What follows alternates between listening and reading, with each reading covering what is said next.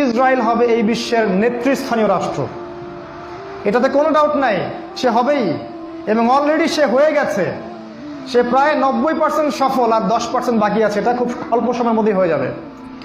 কারণ আমাদের দুর্বলতা আছে যে আমরা যে আপোষে কাদা ছোটাছুটিতে ব্যস্ত ছিলাম, আমরা হালুয়া রুটি খাচ্ছিলাম, এই সময়টুকুর মধ্যে ও প্রচণ্ড শক্তিশালী হয়ে গেছে। ওই ইসরায়েল থেকেই আজকে সারা বিশ্বের পলিটিক্স নিয়ন্ত্রণ করা হচ্ছে, ব্যাংকিং সিস্টেম নিয়ন্ত্রণ করা হচ্ছে, অর্থনীতি নিয়ন্ত্রণ করা হচ্ছে, মিডিয়া নিয়ন্ত্রণ করা হচ্ছে, পত্রপত্রিকাও নিয়ন্ত্রণ করা হচ্ছে, আদর্শ নিয়ন্ত্রণ করা হচ্ছে, সংস্কৃতি নিয়ন্ত্রণ করা হচ্ছে, এবং আপনার এই যে প্রযুক্তি, অস্ত্র শস্ত্র, এগুলো সেখান থেকে নিয়ন্ত্রণ করা হচ্ছে। আর এটাই সেই রাষ্ট্র যেখান থেকে দাজ্জাল মানুষের রূপে বের হবে। এটাই সেই রাষ্ট্র। ওই জেরুজালেম থেকেই দাজ্জাল বের হবে। এই শক্তিশালী হয়ে গেল আমাদের চোখের সামনেই, কিন্তু আমরা কিছু করতে পারলাম না। এই যখন শক্তিশালী হয়ে গেছে, তখন সামনে একটা মহাযুদ্ধ লঞ্চ করবে, যেখানে 80টা দেশ পৃথিবীর একত্রিত হয়ে যাবে এবং প্রত্যেকটা দেশের আন্ডারে থাকবে 12,000 করে সৈন্য। এবং এই যুদ্ধে প্রত্যেক 100 জন সৈনিকের মধ্যে 99টা সৈনিক মারা যাবে এই যুদ্ধে। এটা হবে পারমাণবিক যুদ্ধ, আপনার সামনেই করান আছে। এরা যে স্বপ্ন দেখায় ভিশন 20, 30, 50, 100, এগুলো সব বোগাস। এতদিন পর্যন্ত এই ওয়ার্ল্ড আর সার্ভাইভ করবে বলে আমরা মনে করি না। আল্লাহু আ'লাম বিসওয়াব, আল্লাহ পাক ভালো জানেন। আমাদের রিসার্চ হচ্ছে এতদিন পর্যন্ত ওয়ার্ল্ড সার্ভাইভ নাও করতে পারে, না করার সম্ভাবনা 95%। এই মালহামার পরে ইমামুল মাহদী আসবেন শেষের দিকে, এবং তিনি মুসলিমদের হাল ধরবেন এবং প্রচুর সংখ্যক মুসলিম এই যুদ্ধে মারা যাবে। প্রচুর সংখ্যক, প্রচুর, তাদের সংখ্যা অগণিত। কিছু মুসলিম যুদ্ধের মাঠ থেকে পালিয়ে যাবে, যাদেরকে আল্লাহ পাক মাফ করবেন না, আর অল্প কিছু মুসলিম বাকি থাকবেন, যাদের হাতে আল্লাহ রাব্বুল আলামিন এই যুদ্ধের শেষের দিকে গিয়ে বিজয় দান করবেন ইনশাআল্লাহ। এবং আমাদের খোরাসান থেকেও একটা বাহিনী যাবে, যারা জেরুজালেম পর্যন্ত পৌঁছে যাবে, ইমামুল মাহদীর সাথে যোগ দিবে। পৃথিবীর কোন শক্তি, নবীজি বলেছেন, পৃথিবীর কোন শক্তি তাদের পথে বাধা হয়ে দাঁড়াতে পারবে না। তিনি বলেছেন, তোমরা যদি হামাগুড়ি দিয়ে হয় বা বরফের উপর স্ক্রল করেও হয়, তোমরা যদি ওদেরকে পেয়ে যাও তাহলে তাদের সাথে যুক্ত হইও। এটা নসিহত নবী সাল্লাল্লাহু আলাইহি ওয়াসাল্লামের। এটা আসবে সামনের এই সময়টা। এই মালহামার পরে যখন মুসলিমরা আবারও বিজয়ের আসনে আসবে, তখন মুসলিমরা জয় করবে কনস্ট্যান্টিনোপল বা তুরস্কের ইস্তাম্বুল। এটা এখন নেটোর হাতে চলে গেছে, এটা আবারও মুসলিমদের হাতে চলে আসবে। তারপর ঘোষণা করা হবে যে মাসিহুদ দাজ্জাল মানুষের রূপে বের হয়েছে। কোথায়? ওই জেরুজালেমে। তখন মুসলিমরা সেখানে ছুটবে। দাজ্জালের বাহিনীর সাথে মুসলিমদের ব্যাপক ফাইট হবে, কিন্তু মুসলিমরা তাদের সাথে পেরে উঠবে না। কেন পেরে উঠবে না? কারণ আল্লাহ পাক দাজ্জালকে এজন্য এভাবেই সৃষ্টি করেছেন। সে একটা পরীক্ষা, একটা ফিতনা। তার হাতে আল্লাহ পাক প্রচুর ক্ষমতা দিবেন। সে বৃষ্টি বর্ষণ করতে পারবে, সে প্রযুক্তি নিয়ন্ত্রণ করবে, সে আকাশ নিয়ন্ত্রণ করবে, সে প্রত্যেকটা শহরে প্রবেশ করবে, প্রতিটা শহরে সে খুব দ্রুত ফ্লাই করতে পারবে। তার হাতে খাবারের মজুদ থাকবে, মানুষকে দুর্ভিক্ষের মধ্যে সে ফেলে দিবে। যারা তার আনুগত্য করবে সে তাদেরকে খাবার দিবে, মানে ইকোনমিক প্রোগ্রেস দিবে। যারা ওকে অনুসরণ করবে সে তাদেরকে সোনা রূপা দিয়ে দিবে। যারা ওকে অস্বীকার করবে সে তাদেরকে দুর্ভিক্ষ দিবে, মেরে ফেলবে।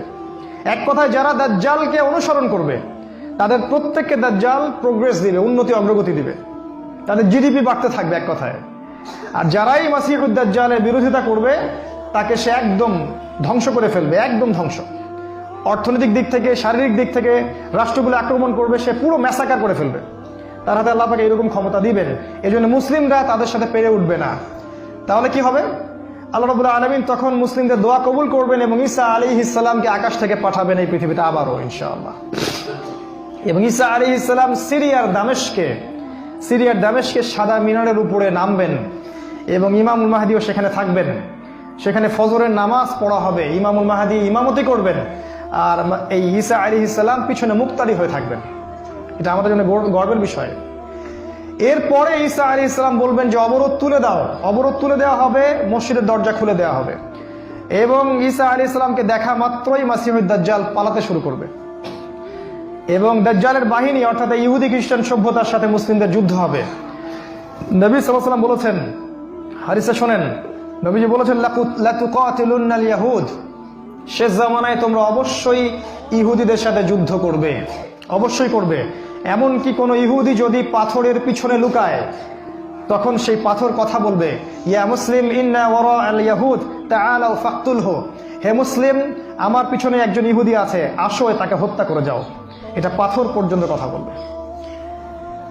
ফিলিস্তিনের বাবে লুদ নামক জায়গায় দাজ্জালকে হত্যা করা হবে।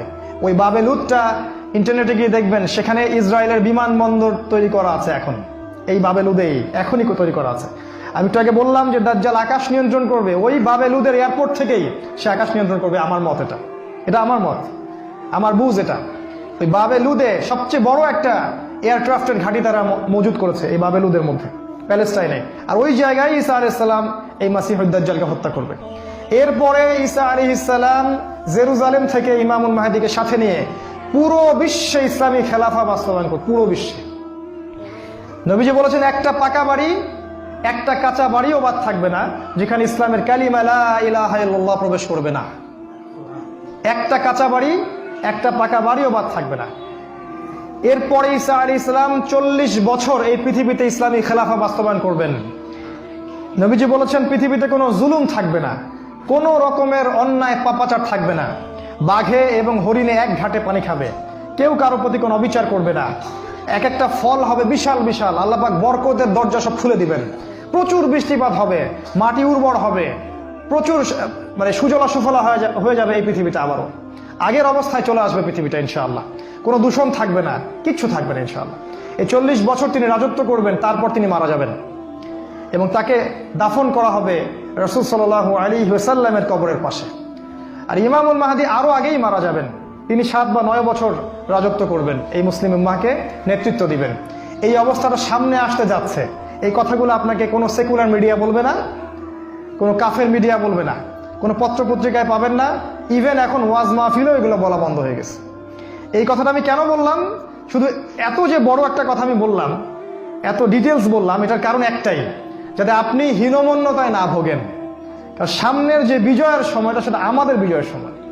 কোনো সন্দেহ নাই যে এই সময়টা অবশ্যই আসবে, কারণ প্রিয় নবী মুহাম্মদ সাল্লাল্লাহু আলাইহি ওয়াসাল্লাম তার পবিত্র জাবান এটা বলে গেছে। আমাদের নবী সাল্লাল্লাহু আলাইহি ওয়াসাল্লাম তার অলৌকিক পবিত্র জাবান এটা বলে গেছেন, কোনো শক্তি নাই পৃথিবীর এই কথাকে উল্টে দিতে পারে ইনশাআল্লাহ তাআলা। অতএব এখন যে দেখছেন এই যে সেকুলারদের দাপট, এই যে কাফেরদের দাপট, নাস্তিকদের দাপট, মুরতাদদের দাপট, একদম সব ওদের হাতে। অর্থনীতি, রাজনীতি, এভরি সিঙ্গেল সেক্টর ওরা কন্ট্রোল করছে। এর কিচ্ছু অবশিষ্ট থাকবে না ইনশাআল্লাহ তাআলা। ওরা যতই চেষ্টা করে নিক না কেন, তারা ইসলামের এই অপ্রতিরোধ্য গতিটা থাকাতে পারবে না ইনশাআল্লাহু আযজা ওয়া জাল্লা।